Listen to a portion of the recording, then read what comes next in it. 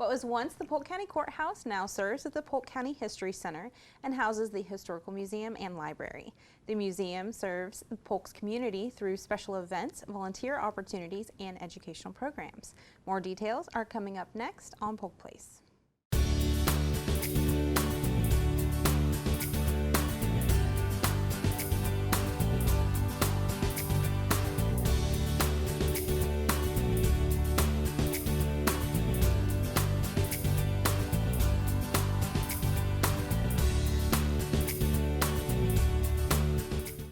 Welcome to Polk Place. I'm your host, Tina Mann, and joining me in the studio today is Murtis Young, the Historic Preservation Manager with the Polk County History Center.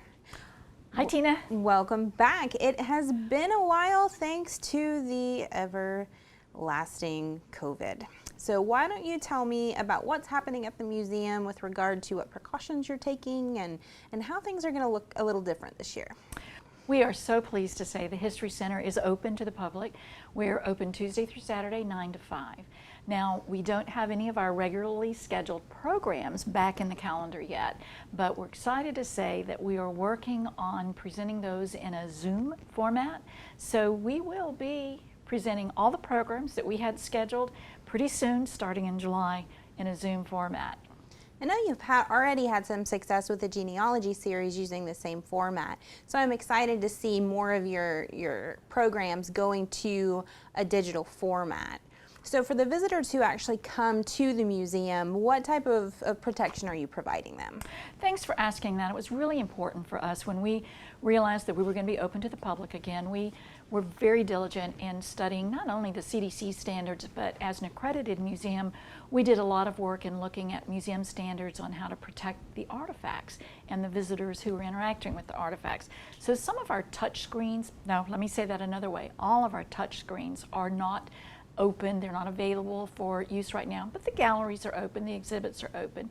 We have a sanitation protocol in place where we have a schedule of sanitizing all flat surfaces, doorknobs, light switches, you know, the drill. So we're very conscious of protecting the visitors and also staff, and we are masked up.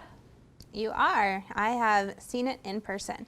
So we haven't seen you in a while, but I know our exciting news that we had already announced was the Smithsonian Exhibit. So why don't we remind people about that, because that is going to go ahead and proceed, and this is an exciting thing, so let us know about it. This is an exciting thing, and we launched the year based on the fact that we had been selected by the Florida Humanities Council in conjunction with the Smithsonian to be a host site for the traveling Smithsonian exhibit that's Democracy in America, One Voice, One Vote. So we planned the entire year around the themes of democracy and voting, opening the exhibit in January about the centennial of the passage of the 19th Amendment, an exhibit gallery that is open to the public now. Yes. The museum, the Smithsonian exhibit is actually will be open in October. So all of the programmings leading up to that exhibit opening have to do with the 5 themes of that exhibit. So the exhibit is, it's a scaled down traveling version of the Smithsonian's permanent democracy exhibit that's in Washington, D.C. And the themes, first of all, it is about the great leap of faith. You know, it's a very interesting thing that a group of men said, you know, we think a better idea for a country is to lead itself, to move away from monarchy and let the people rule, let the people decide for themselves. What a great leap of faith, and what an amazing, amazing theme. That great leap of faith, democracy of the people and for the people. We're still on that journey to identify, define, and determine what that means, but that is the beauty about a democracy. The other theme of the exhibit is a voice and a vote. And what that means, again, is what does that mean in a democratic society? What does it mean that we're all created equal and that we all should have a voice? You know, I think our founding fathers were amazing. They did an amazing amount of work in creating the Constitution. And I think in just a naive way, in the period of the time, they really felt that, you know, propertied white men would take care of everybody, the decisions that would be best for everybody. Another beautiful thing about a democracy, that's not the way the diversity of the country saw that. Women wanted a voice. Right. People of diverse ethnicities wanted a voice, and we've moved along and we've accomplished that. Another beautiful thing about this democracy, that it's not a monarchy, it is a democracy of the people. So another theme of that exhibit is the machinery of democracy. What is that? What does it mean? So we have a democracy, we all now have an opportunity to vote. How do we engage in that vote? Well, through organizations, through party designations, and through methods of gathering together and being engaged and learning about the electoral process and who are the candidates. Another wonderful, beautiful theme of that exhibit is it's beyond the ballot. So what happens? We voted. What happens beyond the ballot when we want to change things? And I think, you know, one of the most beautiful periods in history is during the period of time of the Civil Rights Movement, when Dr. King led the country in a protest to, you know, to say there are some things that we need to change, and so we did. There it is, beyond the ballot, beyond the vote, we changed some things, and we did. We passed the Civil Rights Amendment in 1965, so the exhibit will be about that as well. And then the final theme in the exhibit is creating citizens. So how do we create citizens? Well, first of all, we have to open that voice to all citizens, and we did that. And it is a wonderful thing that in this beautiful diversity of our country, we have many voices, many different opinions, many different backgrounds on this journey of democracy. It's a messy, messy thing, but what a beautiful thing that we all participate. So those are the themes of the exhibit, and so what we've done is, leading up to the opening of the exhibit, all our programming then will be about those themes. Which is amazing. I mean, this couldn't be more timely for what we've experienced so far this year and what we still will experience with the vote later this year, the presidential election year. And voting is so important. And I'm excited to see what you guys have coming out there. I know our first experience is actually going to be speaking with Dennis Ross. So why don't you tell us about that? We're so happy about that. And we've confirmed with him that we're all comfortable. We're going to present this in a Zoom format.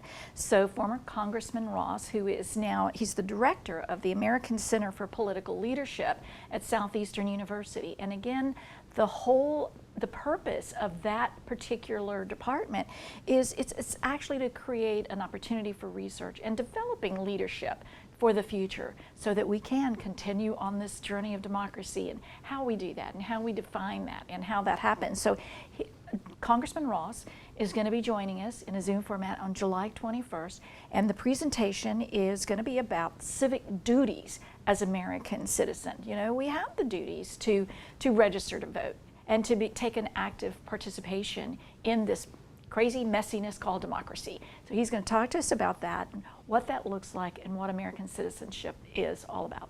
Excellent. And let's talk a little bit more about the Zoom format. So it's going to be Tuesday, July 21st at 12:15 like normal. Correct. Do people need to pre-register?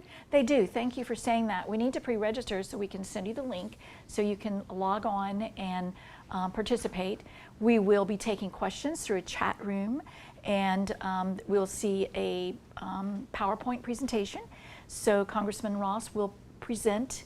The History Center staff will be present somewhere in the background of the Zoom world, taking questions either from a text message or through a chat room, so that we can have some interesting dialogue with Congressman Ross. You know, with his experience in state legislation and, you know, the national level, what a wonderful opportunity for us to have some of his experience and wisdom and preparation to be able to talk about these important issues right now. So yes, register, bring your questions, and we'll have great dialogue. Excellent. And it's great that it's going to be in a virtual format. So, you know, everybody can come and listen and hear about what he has to say. So also later in July, Book Banter is coming back. So yes, on July 23rd, we are going to offer the book club in a Zoom format. Also, that's going to be 5:30 in the evening. Again, we'd like you to register so we can get you into our chat room and give you the link so you can participate. And the book for this period is called The Quartet, and the author is Joseph Ellis. And I've read this book, and it's just so interesting. It's like going back in time and sitting in on conversations, and they're conversations between Alexander Hamilton and George Washington and John Jay and James Madison. And we talk about it as the Second Revolution, and it's taking us from the Constitutional Convention, taking us from the Articles of Confederation to the Constitutional Convention. So we are now beginning to see the wheels are turning and the dialogue is moving forward to get that Constitution in place. It'll be an excellent discussion. It's a really great read, so we hope you'll participate with us. Well, I know as far as me, I have been reading a lot more books since all this started, because there's only so much virtual meetings and everything you can actually participate in before you need your brain to engage in some other non-virtual format. So I have gone through a bunch of books, so I'm hoping that other people will be the same way and that it'll be really well attended and just a cool event, and people at home can have even a cup of coffee or other beverages and they'll be happy. That's right. In comfy attire because you're at home. And our more experienced genealogy workshop, because this will be the third presentation in a virtual format. What is our topic this month? I love this topic, and I have been enjoying these presentations. They've been quite interesting because they occur on Saturday, and I'm at home on Saturday, and I've been able to participate, and I love it. So on July 25th at 10 o'clock, Preston Petermeyer will lead the Zoom format called The Tombstone Just Said Wife of. Interesting, isn't it? So many times we don't have a lot of information about the wives, women in history, because we don't know much about them other than she was just the wife of somebody. So this is really great. Jack Butler, who is a genealogist with a great deal of experience in this area, is going to be talking about, he says women make up half the history of genealogy, so let's figure out how to find out more about women. So that's going to be a very interesting one. And as we're talking about that, one of the things we have discovered in this new format is we have been able to welcome unique new visitors to the History Center through the Zoom format. Some people aren't comfortable driving, we've discovered, or some people just like to log in at home and participate. So we've really broadened our reach, and we're so pleased to be able to bring these programs to a broader audience this way. You guys are doing a great job, as always, and it's just going to be another great month at the History Center. Again, everything needs to be pre-registered for, so all they need to do is call the History Center. Anybody there can sign them up. So, but it sounds like a great lineup and a great bit of programming and something to keep away the boredom at home. I think so. All right. Well, thanks for joining us today. And thank you, Tina. Polk County has a rich history and heritage, and the Polk County History Center is continuously thinking of new ways to help Polk residents experience that history. The museum's collection includes natural and cultural objects related to Polk and the greater Central Florida area that represent our history from pre-Columbian to present-day eras. The artifacts on display at the museum represent individuals, cultural groups, and events significant to the region. Located at 100 East Main Street in Bartow, the History Center is open from 9 a.m. to 5 p.m. Tuesday through Saturday. For more information about exhibits and events, you can check them out on the web at polkhistorycenter.org or give them a call at 863-534-4386.